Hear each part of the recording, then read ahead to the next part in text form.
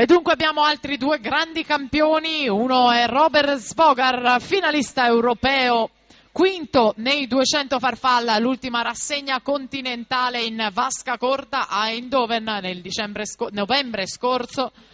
Al suo fianco Michele Cosentino, già campione italiano assoluto dei 200 farfalla. Michele Cosentino partecipato ai campionati europei, ai campionati del mondo universitari, indossando i colori azzurri. Il testa a testa proprio fra questi due atleti, Svogar 25,87, Cosentino 25,95.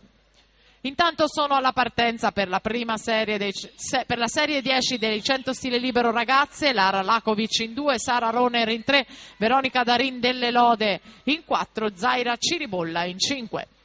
Nel testa a testa finale, alla meglio Michele Cosentino 54,67, Svogar secondo 55,00, second place for Svogar 55,00.